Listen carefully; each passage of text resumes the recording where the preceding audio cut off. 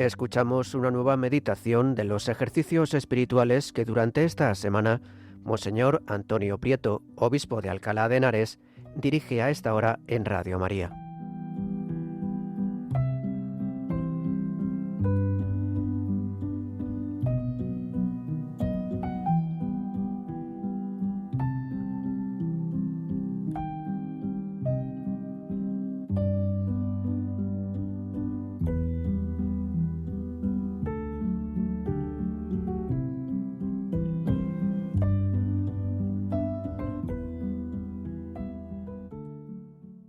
Quinta meditación. La pasión de Jesucristo, desde la cena hasta las negaciones de Pedro. En el nombre del Padre, y del Hijo, y del Espíritu Santo. Amén. Ven, Espíritu Santo, llena con tu gracia los corazones de tus fieles y enciende en ellos el fuego de tu amor. Envía, Señor, tu Espíritu y serán creados, y renovarás la faz de la tierra. Oh Dios, que iluminas a tus fieles con las luces del Espíritu Santo, haznos sentir rectamente conforme a este mismo Espíritu, y haz que gocemos para siempre de sus consuelos. Por Jesucristo nuestro Señor. Amén. Soy Antonio Prieto, obispo de Alcalá de Henares. Bienvenidos a la quinta meditación de los ejercicios espirituales que estamos realizando a través de Radio María, la radio de la Virgen. En esta meditación y en la siguiente vamos a contemplar la pasión del Señor. Comenzaremos con la contemplación del misterio de la Última Cena. La Eucaristía es uno de los misterios más impresionantes y manifestadores del amor de Cristo a los hombres. Cristo, habiendo amado a los suyos que estaban en este mundo, los amó hasta el extremo.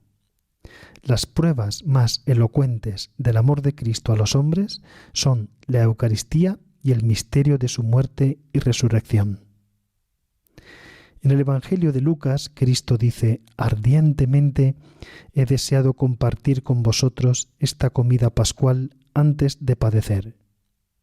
Cristo deseaba instituir la Eucaristía, aun sabiendo que era su hora, la hora de la pasión, de la crucifixión. El contexto de la Eucaristía siempre tiene que ser el amor, la caridad fraterna. San Pablo reprendió duramente a los corintios porque en sus Eucaristías unos comían hasta saciarse mientras otros pasaban hambre. San Pablo dijo: esta no es la cena del Señor. No podemos ir a la Eucaristía con el corazón lleno de rencor y de odio. Si cuando vas a llevar tu ofrenda al altar te acuerdas allí mismo de que tu hermano tiene quejas contra ti, deja allí tu ofrenda. Ve a reconciliarte con tu hermano y después volverás a llevar tu ofrenda al altar. San Juan, en lugar de narrarnos la institución de la Eucaristía en su Evangelio, nos narra la escena del lavatorio de los pies. Jesús veía que sería muy difícil que sus discípulos llegaran a amarse como Él les amaba. Por eso quiso realizar un gesto, el lavatorio de los pies, que les entrara por los ojos y que no olvidaran. Un gesto elocuente que pudieran entender muy bien. A través de este gesto, Jesús quería que sus discípulos vivieran siempre en actitud incondicional de ayuda y servicio a los demás.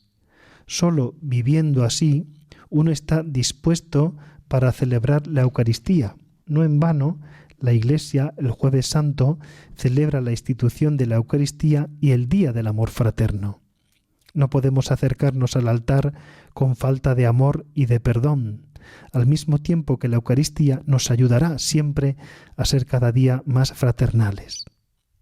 Cuando Cristo instituyó la Eucaristía, yo estaba en su mente y en su corazón. Yo estaba en aquella cena y en aquella sala, no físicamente, sino en el corazón de Cristo. Cristo nos veía con nuestro nombre y apellidos, tal como somos, y por nosotros instituyó la Eucaristía. Podríamos preguntarnos, ¿por qué ha querido Cristo quedarse en la Eucaristía? Jesús era consciente de que había llegado su hora, la hora de pasar de este mundo al Padre. Pero Jesús se encontraba muy a gusto con los hombres. A sus discípulos los llamará amigos, los amaba sinceramente. Aquella noche en el huerto de los Olivos, el Evangelio dice que Jesús tuvo que arrancarse de ellos para ir a orar. La Vulgata dice avulsus es habéis. Este arrancarse significa que Cristo estaba muy unido a sus discípulos, los quería, y tuvo que hacerse violencia para separarse de ellos. Jesús se encontraba en esta alternativa. Por una parte tenía que volver al Padre, esta era la voluntad del Padre, pero por otra parte quería quedarse con nosotros. Entonces, lo que no pueden hacer la inteligencia y voluntad humanas, lo realizó el amor divino, para el cual nada es imposible.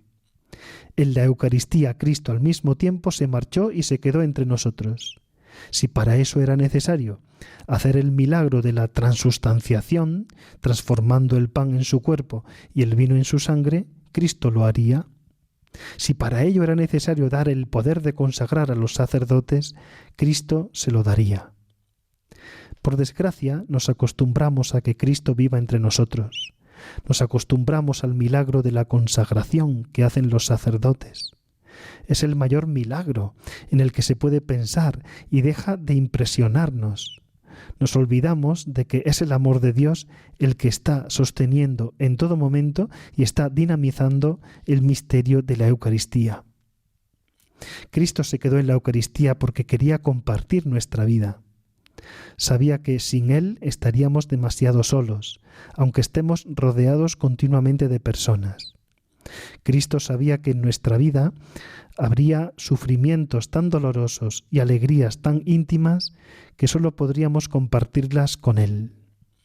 Cristo sabía que en nuestra vida íbamos a necesitar su luz para tomar buenas decisiones, una luz que es muy superior a la de la razón e inteligencia humanas. Cristo sabía que íbamos a necesitar el descanso, el consuelo y la fortaleza que sólo Él podía darnos, y por eso quiso quedarse cerca de nosotros. Quiso Cristo hacerse compañero de peregrinación en nuestro camino por la tierra. Cristo ha querido compartir su vida con nosotros. ¿La compartimos nosotros con Él?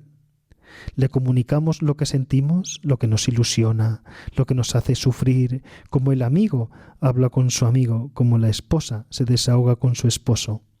El corazón debería darnos un vuelco al pasar cerca de una iglesia donde sabemos que hay un sagrario. Todos los días deberíamos pasar un tiempo junto al sagrario, si nos es posible. Hay que dar al César lo que es del César, pero hay que dar a Dios lo que es de Dios, y nuestro tiempo le pertenece a Dios. Nuestras familias y comunidades nacen y se construyen en torno a la Eucaristía, celebrando juntos, adorando juntos. Las reuniones son importantes, sin duda, pero no suplen el tiempo de estar junto a Jesús en la Eucaristía. La Eucaristía es el corazón de una familia, de una parroquia, de cualquier comunidad cristiana. Una comunidad que, pudiéndolo hacer, no se reúne en torno a la Eucaristía, no es una comunidad cristiana, será otra cosa, pero no una verdadera comunidad cristiana. Cristo no quiso quedarse en la Eucaristía solo una vez y en un solo sitio, aunque esto ya sería muchísimo. Si supiéramos que se conservaba una forma consagrada, por ejemplo, en Jerusalén o en Roma, de una sola Eucaristía que allí se celebró, sería ya algo excepcional. Iríamos allí en peregrinación, llevaríamos a los enfermos con nosotros, pidiendo su curación, nos pondríamos de rodillas ante aquella Eucaristía y pasaríamos un rato de cielo.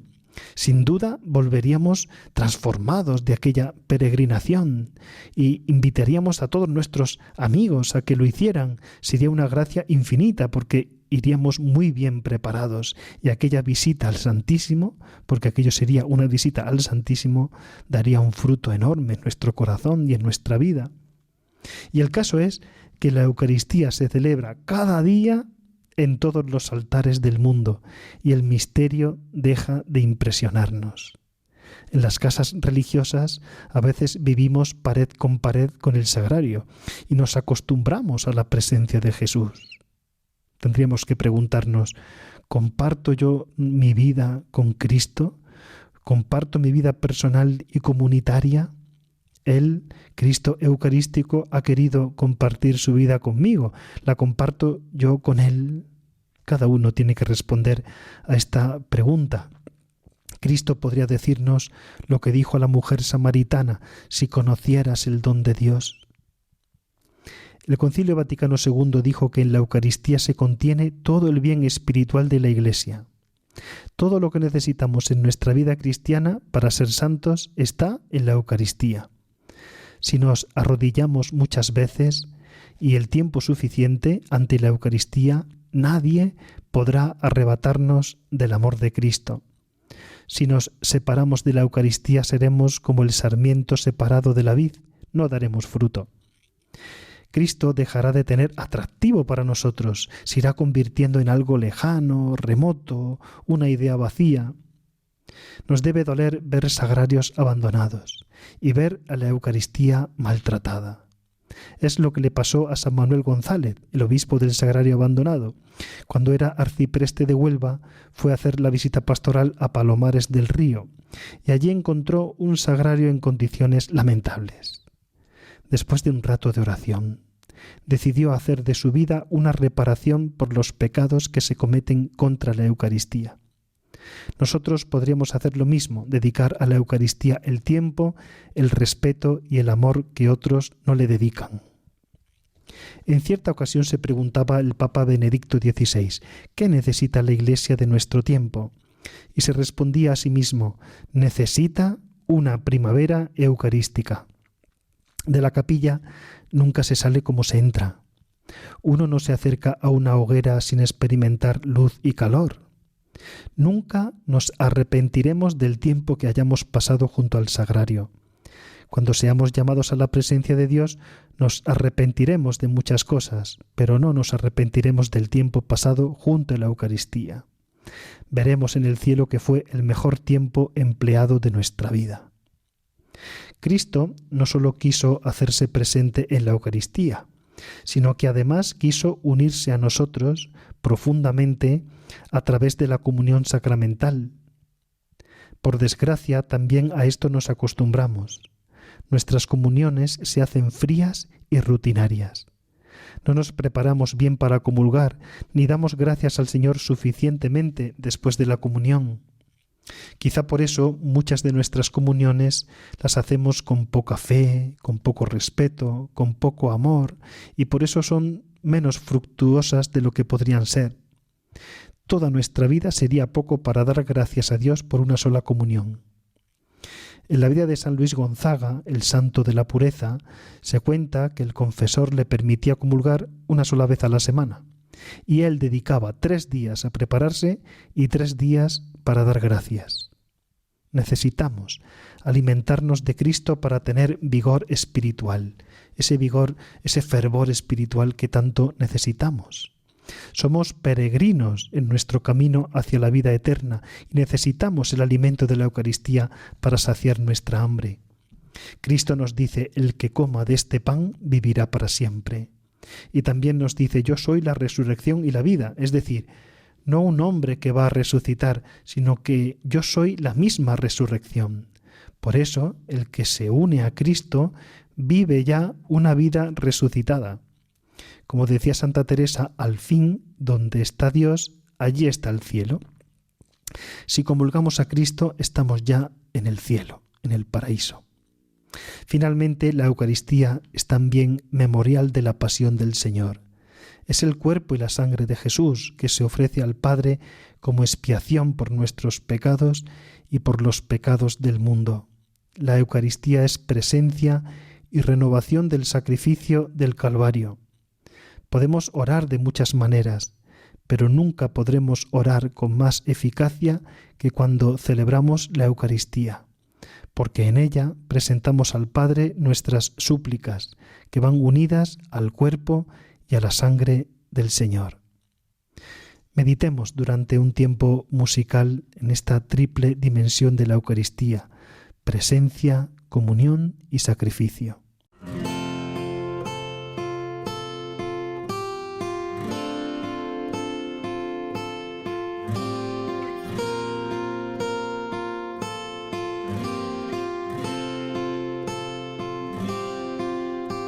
Jesús, aquí presente en forma vida real. Te pido un poco más de fe y de humildad. Quisiera poder ser digno de compartir contigo el milagro más grande de amor.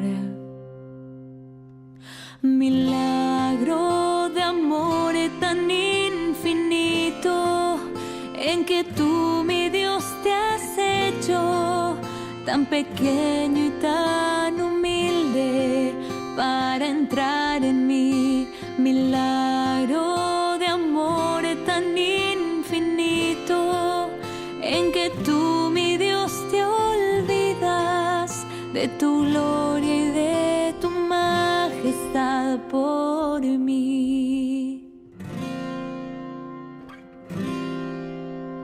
Y hoy vengo lleno de alegría a recibirte en esta Eucaristía. Te doy gracias por llamarme a esta cena, porque aunque no soy digno, visitas tú mi alma. Milagro de amor tan infinito en que tú, mi Dios, te has hecho tan pequeño y tan humilde para entrar en mí. Milagro de amor tan infinito en que tú, mi Dios, te olvidas de tu gloria y de tu majestad por mí. Milagro de amor tan infinito en que tú, mi Dios, te has hecho tan pequeño y tan humilde para entrar en mí. Milagro de amor tan infinito en que tú, mi Dios, te olvidas de tu gloria y de tu majestad por mí.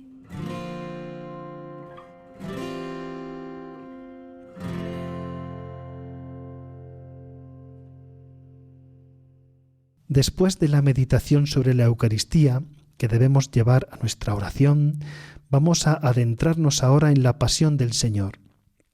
La vida terrena de Jesús culminó con su pasión y su cruz.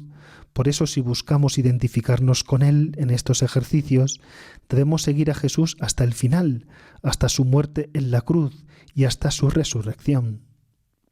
San Pablo habla de esta identificación en la carta a los Romanos. Dice: ninguno de nosotros vive para sí mismo, y ninguno muere para sí mismo. Si vivimos, vivimos para el Señor, y si morimos, morimos para el Señor. Así que ya vivamos, ya muramos, somos del Señor. Y en la carta a su discípulo Timoteo dice: si morimos con Él, también viviremos con Él. Si perseveramos, también reinaremos con Él. Si lo negamos, también Él nos negará. Si somos infieles, Él permanece fiel, porque no puede negarse a sí mismo. La pasión de Cristo es la suprema manifestación del amor que Jesús nos ha tenido a los hombres. Si no la contemplamos, quedaría incompleta nuestra identificación, esa identificación con Cristo que buscamos en estos ejercicios. ¿Cómo hemos de hacer esta meditación? Con respeto y amor. Es el libro en el que se aprende la santidad, es fuente de consuelo y de fortaleza. Los santos han meditado mucho la pasión. A veces han hecho de ella la materia ordinaria de su meditación cada día. Ahora quizá se medita poco la pasión, a lo mejor cuando llega la Semana Santa o la Cuaresma, pero el resto del año apenas nos acordamos, siendo así que tiene una fuerza increíble para ayudarnos en el camino de nuestra santificación. Algunas personas dicen que experimentan angustia, malestar, inquietud al meditar la pasión. Nosotros debemos acercarnos con gran paz. Todo cuanto vamos a contemplar no es otra cosa que amor, porque en la pasión la letra es el sufrimiento, pero la música es el amor, y el amor siempre da paz. Por lo tanto, no tengamos angustia, tengamos paz. San Pedro Poveda decía: piensa en la pasión de Jesucristo y te vencerás fácilmente. Y en otro lugar dice: ¿qué podrá en lo sucesivo parecerme grande, difícil, amargo, humillante y doloroso si lo comparo con los dolores, las humillaciones y los tormentos de todo género que sufrió el Redentor en su pasión sacrosanta? Contemplemos el misterio de la oración de Jesús en el huerto. Jesús ha celebrado la última cena, ha instituido la Eucaristía, ha hablado largamente con sus discípulos en una larga sobremesa, como narra San Juan. Es la hora de dar inicio a la pasión. Judas, el traidor, ha huido de la compañía de los demás. Después de recitar los salmos litúrgicos, sale del cenáculo con los discípulos y se retira al huerto.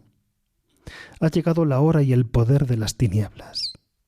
Jesús y los suyos caminan por las calles tortuosas de Jerusalén, iluminadas sólo por la pálida luz de la luna del plenilunio del mes de Nisán. En el grupo van Jesús y 11 apóstoles. La ausencia del que falta le hace sufrir a Cristo más que el consuelo que le proporcionan los 11 que le acompañan. Jesús piensa en el discípulo traidor. Había convivido con él codo con codo, hombro con hombro. Judas le había escuchado, había sentido el amor de Jesús, había recibido la Eucaristía, y Jesús sabe que le está traicionando. A un corazón noble, la traición y la ingratitud le hacen sufrir más que cualquier dolor físico. ¿Y si hubiera habido solo este Judas? Pero detrás de él Jesús ve a tantos Judas como le han traicionado en la historia. Aquellos que han prometido seguirle, que le han prometido fidelidad y luego le han traicionado. Judas es también Adán. La manzana, en este caso, son 30 monedas de plata. Judas, como Adán, también tuvo que elegir. Eligió las monedas y dio la espalda a Jesús. Jesús había prevenido a Pedro: Simón, Simón, mira que Satanás os ha reclamado para cribaros como trigo, pero yo he pedido por ti, para que tu fe no se apague, y tú, cuando te hayas convertido, confirma a tus hermanos. Él le dijo: Señor, contigo estoy dispuesto a ir incluso a la cárcel y a la muerte. Pero Jesús le contestó: te digo, Pedro, que no cantará hoy el gallo antes de que 3 veces hayas negado conocerme. Con dolor escucha Jesús la respuesta arrogante de Pedro: aunque todos caigan por tu causa, yo jamás caeré. Así estaba Pedro, tan seguro y tan pagado de sí mismo. Jesús comprueba con dolor la falta de humildad y de docilidad de su apóstol predilecto, que caerá por el precipicio. Tenemos una increíble capacidad de engañarnos a nosotros mismos. Bajan el valle Cedrón y suben al huerto. El ambiente es de tristeza. Llegan a la entrada del huerto y él, dice el Evangelio, arrancándose de ellos, se apartó a la distancia como de un tiro de piedra. Se arrancó de 8 apóstoles. Le costó separarse porque estaba a gusto con ellos, a pesar de que no le estaban comprendiendo. A Jesús le agradaba la compañía de los suyos. Humanamente necesitaba estar acompañado. Eligió a 3. A Pedro, a Santiago y a Juan para lo difícil, para que le acompañaran en aquel momento difícil. Antes los había preparado en el monte Tabor, en la transfiguración. Si aquellos 3 apóstoles hubieran respondido, Cristo, en vez de morir entre 2 ladrones, habría muerto entre 3 apóstoles. Sería una gran gloria para él y para ellos. A la hora de lo difícil no encontró con quién compartir la cruz. Para la fiesta, para la gloria, para la resurrección, siempre se encuentran amigos. Para la humillación, para el dolor y la pasión, no se encuentra a nadie. Se internaron los 4 en el olivar del huerto. Orad conmigo, dice Jesús. pero sus ojos estaban cargados por el sueño y se durmieron. Jesús se retiró como un tiro de piedra. Empezó a sentir miedo, pavor, asco, sensación de fracaso. Mi alma está triste con tristeza de muerte. Jesús quiso gustar la tristeza, el fracaso, la soledad, eso que nosotros experimentamos tantas veces. ¿Dónde estaban todos? Dormidos y dispersos. Debió sufrir mucho viendo y experimentando Jesús estos dolores espirituales. Cuando nos acontezca algo parecido, debemos pensar que Él quiso gustar la amargura, para saber lo que era, para que supiéramos que Él nos acompaña en todos nuestros dolores. Después de un rato, Jesús se levanta de la oración, vuelve a los 3 amigos y los encuentra dormidos. Les reprende con dulzura. ¿Ni siquiera una hora habéis podido velar conmigo? Jesús ora llamando Padre, Abba, a Dios, en medio de aquel tremendo dolor. Ni entiende, ni puede entender lo que está sucediendo. Es un ejemplo para nosotros que tan fácilmente decimos, ¿por qué tengo que sufrir yo esto? No hay derecho. Jesús podía haber exclamado, no hay derecho, pero Jesús aceptó que Dios es Padre siempre, aun cuando no lo comprendemos. Padre, si es posible, he aquí la humildad de Jesús, pase este cáliz, pero no se haga mi voluntad, sino la tuya. Contemplemos esta identificación perfecta y esta obediencia perfecta de Jesús al Padre, aun en un momento difícil. Jesús en su oración repetía siempre esta misma frase. No podía hacer otra cosa, y se quedaría pensando en cada palabra y adorando al Padre. Jesús seguía confiando en el Padre a pesar de todo. Acerquémonos a Jesús, así, arrodillado, junto a un olivo, mirando al cielo, iluminado por la luna. Solo se oye el susurro del repetido gesto de oración. Padre, si es posible, pase este cáliz, pero no se haga mi voluntad, sino la tuya. San Lucas narra que por la lucha interior, por el esfuerzo psicológico y espiritual, de su frente brotaron gotas de sangre. Las primeras gotas de la sangre de Cristo que empieza a derramarse. Limpiemos nosotros este rostro de Jesús, tiñamos nuestra mano con la sangre que cae sin que nadie la recoja. Cuando nos cueste hacer oración, cuando nos cueste aceptar lo difícil, acerquémonos a Jesús orante en el huerto. Meditemos este misterio en unos instantes de oración.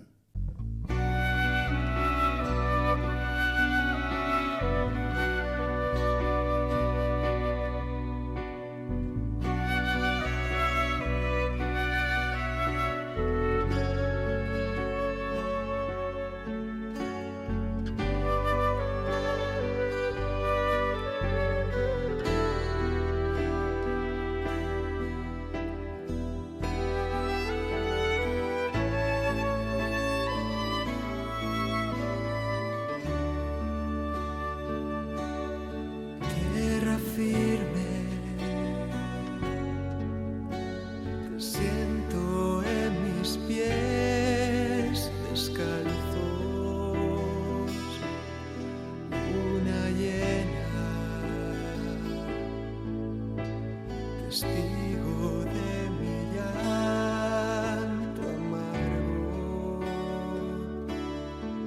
esta noche reseca está mi alma y pienso que este cáliz no puedo consumir.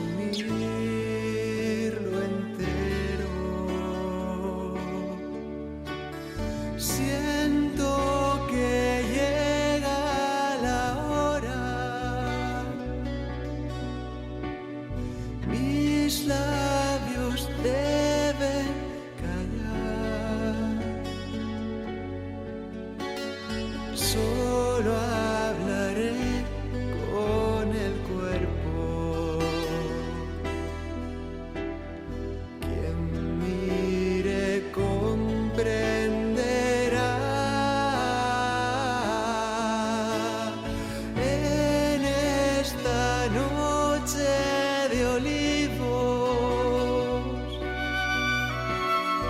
desierto de soledad.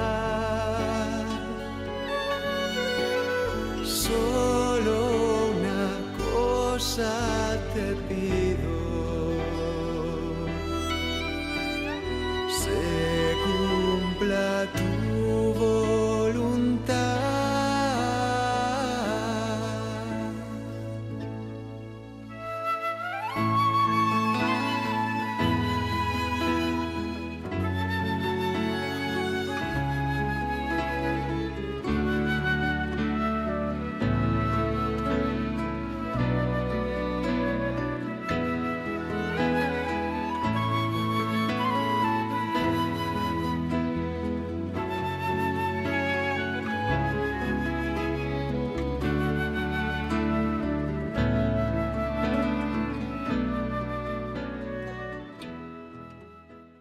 En los misterios de la Pasión, San Ignacio nos invita a considerar lo que Cristo nuestro Señor padece en la humanidad o quiere padecer.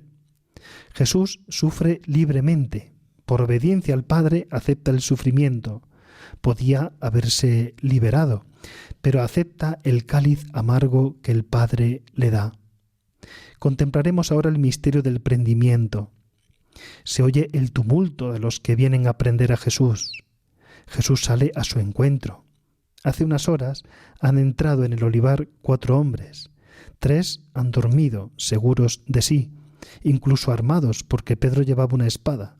El otro, Jesús, ha orado a Dios, ha velado en oración. Y ahora llega la hora de la prueba. El que entró acongojado y sin fuerzas sale al encuentro de sus enemigos y pregunta: ¿a quién buscáis? Y afirma: soy yo. Afirma enérgicamente su identidad. No se acobardó, tenía toda la fuerza de la oración.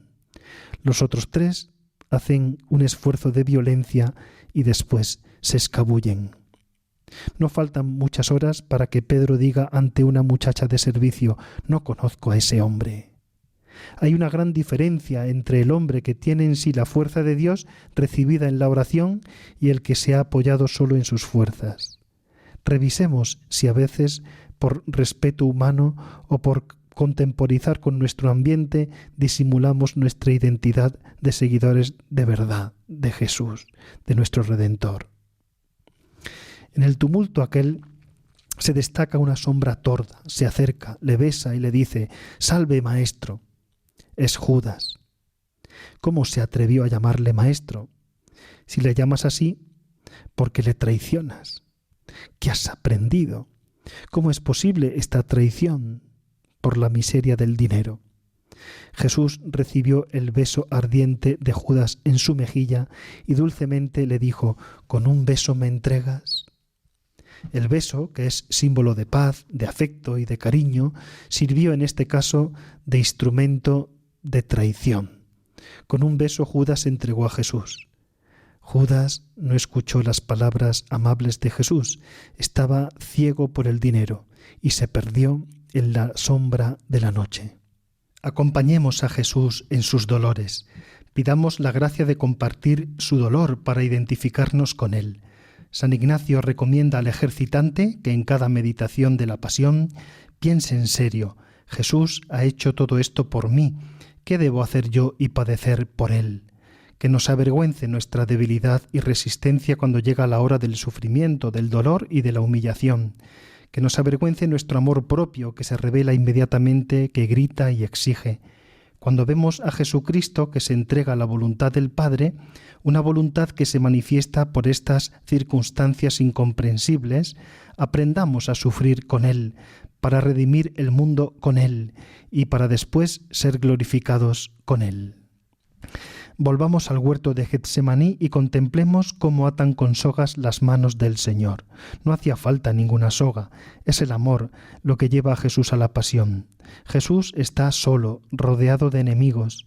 No hay ninguna mirada que le pueda confortar, no hay una mano amiga, y así seguirá solo hasta la cruz. A lo largo de 3 días no va a tener a nadie que comparta su dolor. Compartir nuestros dolores es siempre un alivio. Jesús no lo encontró.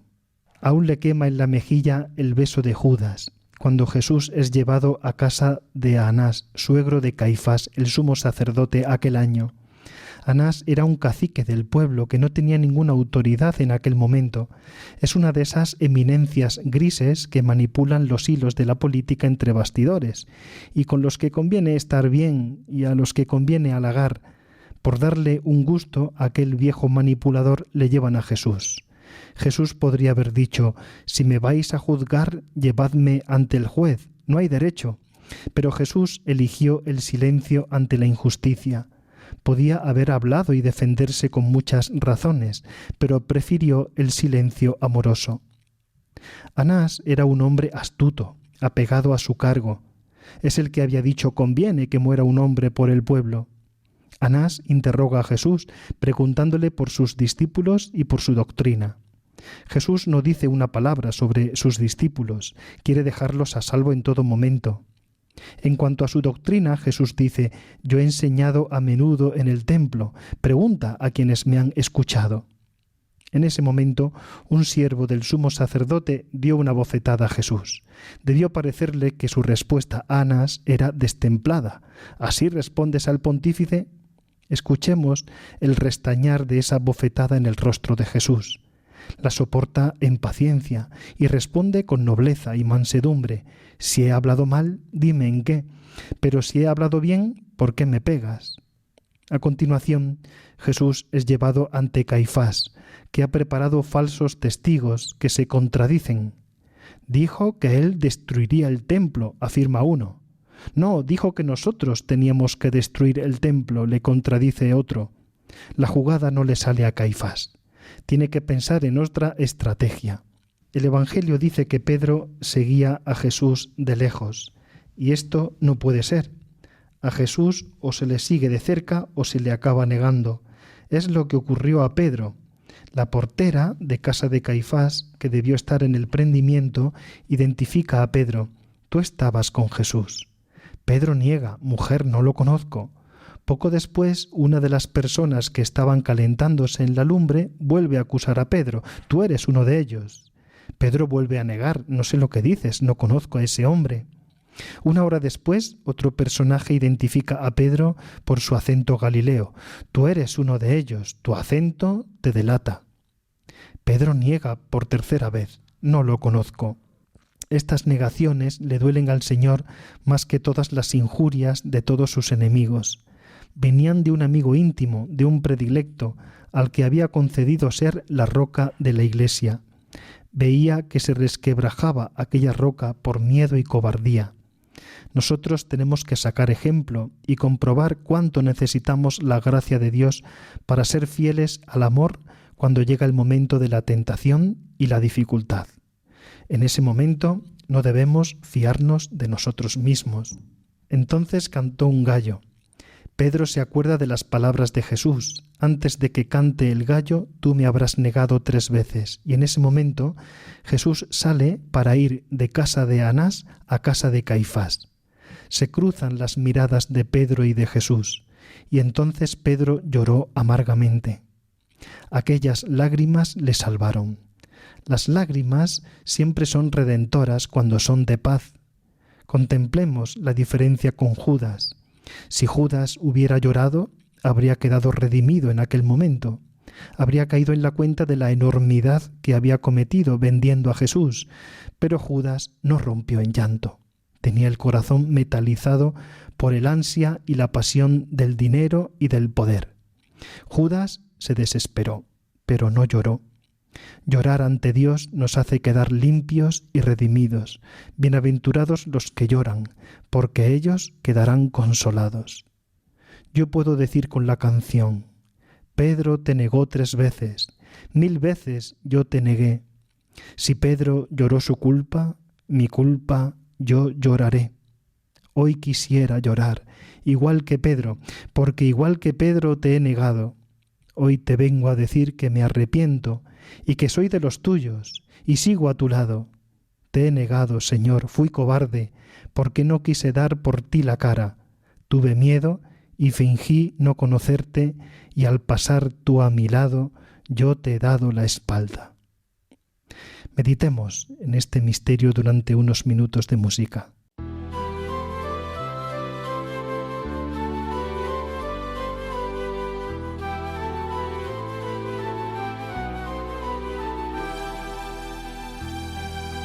Pedro te negó 3 veces, 1000 veces yo te negué. Si Pedro lloró su culpa, mi culpa yo lloraré.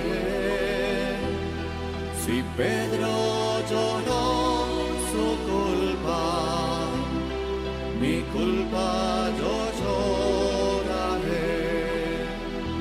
Hoy quisiera llorar igual que Pedro, porque al igual que Pedro te he negado. Hoy te vengo a decir que me arrepiento y que soy de los tuyos y que sigo a tu lado.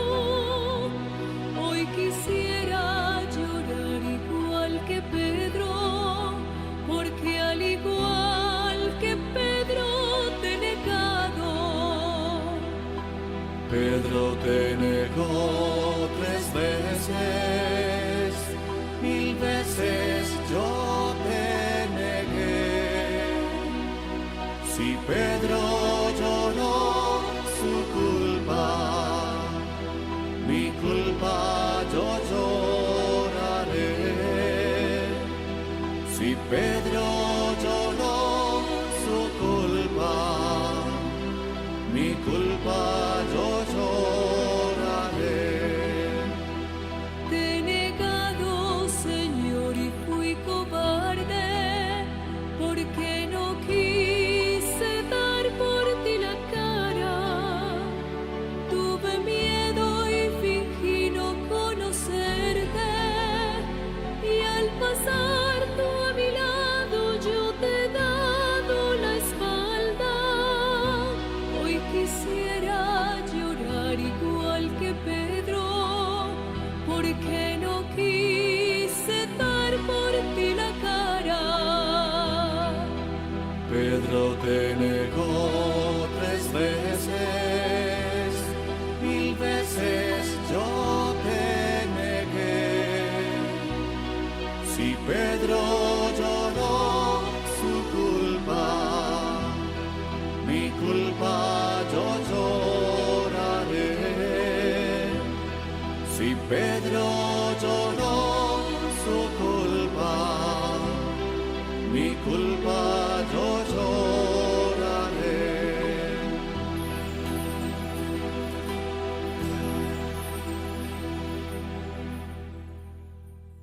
Después de las negaciones de Pedro, Jesús es conducido a la cárcel judía, donde pasó el resto de la noche.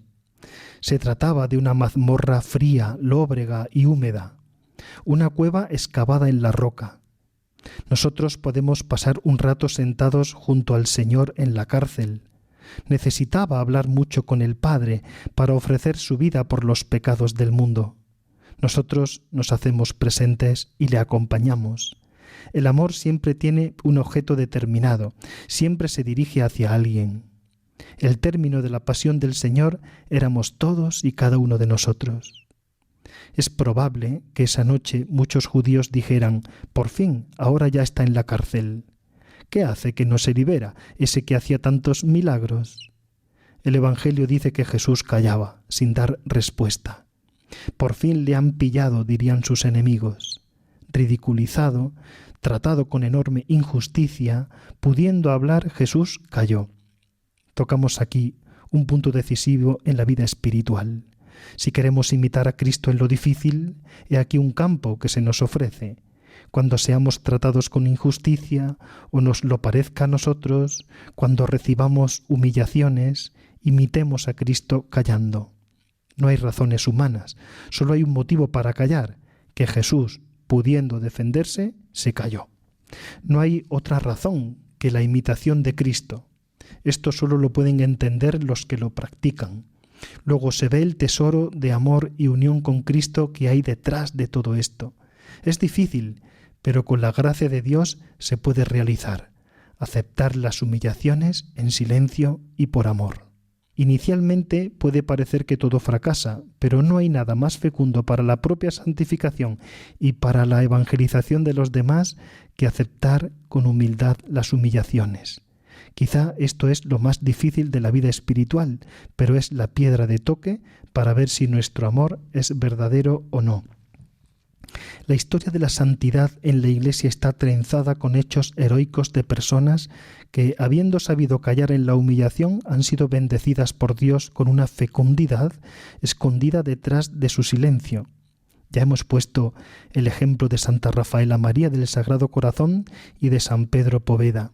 Santa Rafaela María, fundadora de las Esclavas del Sagrado Corazón de Jesús, después de haber puesto en marcha una admirable congregación religiosa, estuvo 30 años humillada, escondida y despreciada. Nadie le hizo caso.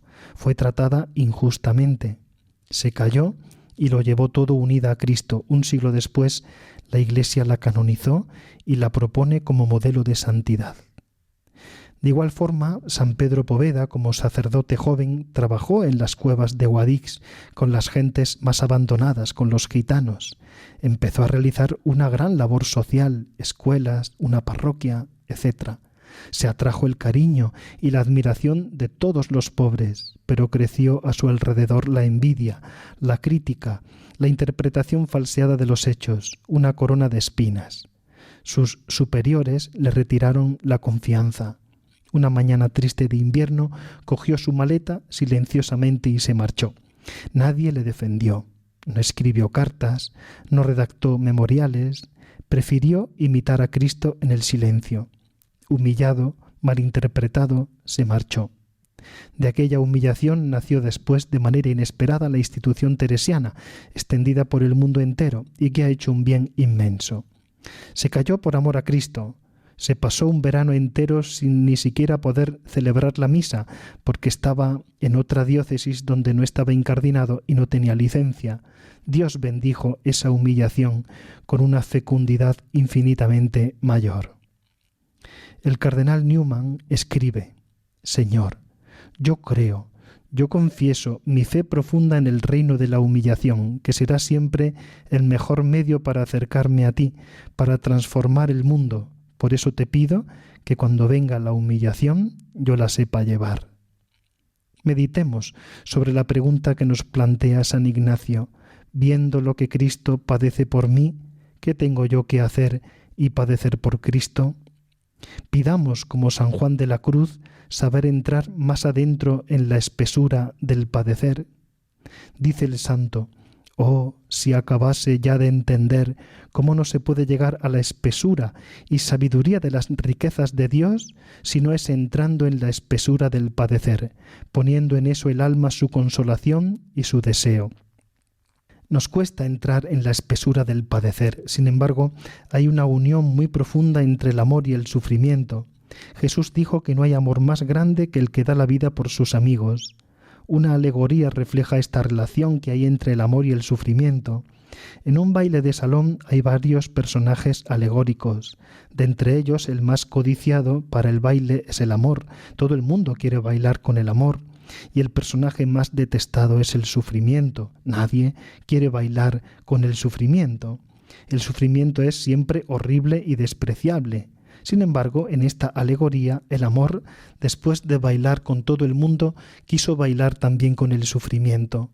El sufrimiento no se lo creía. Nunca antes nadie le había sacado a bailar. Cuando estaban bailando, el sufrimiento tuvo fuerza para decirle al amor: por favor, no me dejes, porque yo sin ti soy muy feo. Es cierto, sin amor el sufrimiento es lamentable. El sufrimiento sin amor no puede llevarse, nos aplasta. La historia no acaba aquí.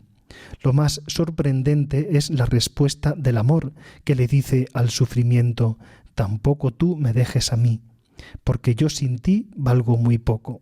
Es una gran verdad. El oro del amor se aquilata a fuerza del sufrimiento. El sufrimiento purifica el amor. Una persona que no es capaz de renunciar a nada por nosotros, no sabemos si nos ama en realidad. El amor se muestra en el sufrimiento. Así nos ha amado Cristo, ¿Qué debo yo hacer y padecer por él? Quisiera terminar la meditación de hoy haciendo referencia a lo que San Ignacio llama el lenguaje de la consolación y la desolación. En la vida de oración hay que saber caminar sobre las olas de la desolación. San Ignacio, en sus reglas de discernimiento, nos avisa de que el enemigo, si entramos por caminos de oración, va a poner todo su empeño en conseguir que tiremos la toalla, como se suele decir. Al enemigo se le da muy bien poner trabas, poner palos en las ruedas. En el libro de C.S. Lewis, titulado Cartas del demonio a su sobrino, se nos narra la historia de un joven demonio, Urugario, que está aprendiendo a tentar a un joven inglés para llevarlo al infierno durante la Segunda Guerra Mundial en Londres. Recibe cartas de su experimentado tío, Scrútopo, que le da consejos al respecto. El consejo más importante consiste en impedir que el joven inglés persevere en los buenos propósitos que emprende cada vez. El demonio repite una y otra vez esta estrategia porque le funciona. Nos trae a la mente recuerdos del pasado que nos entristecen y nos debilitan la voluntad, o nos presenta con toda crueldad las aristas de un futuro arduo e insufrible. Al mismo tiempo también nos presenta paraísos de placeres, goces y comodidades en el presente para que abandonemos la oración y nuestros buenos propósitos. En su autobiografía, San Ignacio cuenta que cuando estaba en Manresa y hacía 7 horas de oración cada día, de rodillas, sometido a grandes penitencias y ayunos, el demonio le puso en la mente un pensamiento recio. Le decía: ¿70 años que vas a vivir, vas a poder llevar esta vida? San Ignacio se sintió desolado y tuvo la tentación de abandonar, pero descubrió la cola serpentina de la tentación y se enfrentó al enemigo diciendo: ¿acaso tú puedes prometerme 1 hora de vida? San Ignacio enseña que cuando el demonio quiera apartarnos de nuestro camino a través de desolaciones, debemos seguir adelante perseverando con paciencia en nuestros buenos propósitos. Tiene una frase lapidaria en este sentido. Dice así San Ignacio: en tiempo de desolación no hacer mudanza. Esta frase ha salvado a muchas almas de grandes extravíos. Cuando vamos de bien en mejor en la vida espiritual, en tiempo de desolación no hacer mudanza. Aprender a caminar sobre las olas, como San Pedro. Si vamos de bien en mejor subiendo, como dice San Ignacio, la desolación viene del maligno, pero si vamos de mal en peor, la desolación es propia del buen espíritu. Es una regla de discernimiento muy acertada. Si vamos de cesión en cesión, por el camino de infidelidades y pecados, es el buen espíritu el que nos va a sugerir remordimiento de conciencia, tristeza, malestar interior, para que reaccionemos y nos convirtamos. En cambio, el mal espíritu milita en sentido contrario. Nos querrá poner más tentaciones y pecados para que sigamos descendiendo como por un plano inclinado. San Ignacio también habla de una serie de estrategias paradigmáticas del enemigo que debemos tener en cuenta. La primera estrategia es la de la arpía, que es fuerte en su forma hasta el punto de asustarnos, pero luego es muy débil en el fondo. Si ante las tentaciones tipo arpía nos achantamos, la tentación va creciendo de grado hasta que nos sumerge en lo más profundo de la inactividad. Creemos estar subyugados y que no podemos hacer otra cosa que ceder a la tentación. En realidad esto no es así. San Ignacio dice que si mostramos rostro ante la tentación, va menguando su forma y se muestra la debilidad de fondo. Por eso tenemos que envalentonarnos, haciendo opósito per diámetro, es decir, haciendo justo lo contrario de lo que nos sugiere la tentación. Si la tentación nos dice: no hagas oración, te vas a poner enfermo con el frío que hace, vas a perder el tiempo, no te va a servir de nada, ahora no puedes concentrarte. En este caso, no debemos dialogar con la tentación y determinarnos a hacer 5 minutos más de lo que teníamos previsto. Esto es practicar el opósito por diámetro, hacer lo contrario, mostrando rostro a la tentación, sin achantarnos. La segunda estrategia del enemigo es el vano enamorado. San Ignacio dice que el vano enamorado quiere seducir a una hija de buen padre o a una esposa fiel, y busca siempre la clandestinidad. No quiere que esa hija o esa esposa le cuenten a nadie sus perversas intenciones, porque entonces sabe el vano enamorado que está perdido. El demonio hace lo mismo con nosotros, busca la clandestinidad, que no le contemos a nadie las tentaciones, por ejemplo, en la confesión o en la dirección espiritual, porque entonces sabe que está perdido. Por eso nosotros debemos hacer lo contrario, ser muy transparentes en nuestras confesiones y en la dirección espiritual. El demonio siempre nos sugerirá que no digamos los pecados y tentaciones por vergüenza o haciéndonos creer que nosotros solos podemos autogestionarnos, pero todo eso es un engaño. La tercera estrategia es la del caudillo. El demonio es un buen estratega, busca siempre nuestro defecto dominante y allí lanza su ataque. Si nosotros nos conociéramos, pondríamos allí nuestra defensa más aguerrida, pero muchas veces somos inconscientes, por eso caemos repetidamente en las mismas cosas. Si queremos saber cuál es nuestro defecto dominante, lo mejor que podríamos hacer es preguntárselo al demonio. Él lo sabe muy bien y siempre nos ataca por ahí.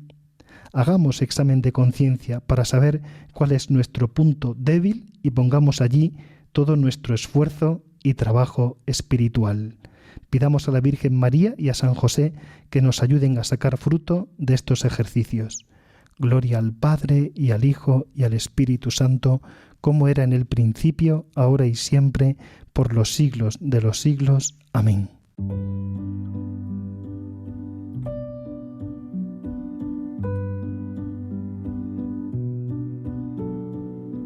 Han escuchado una nueva meditación de los ejercicios espirituales que durante esta semana Monseñor Antonio Prieto, obispo de Alcalá de Henares, dirige a esta hora en Radio María.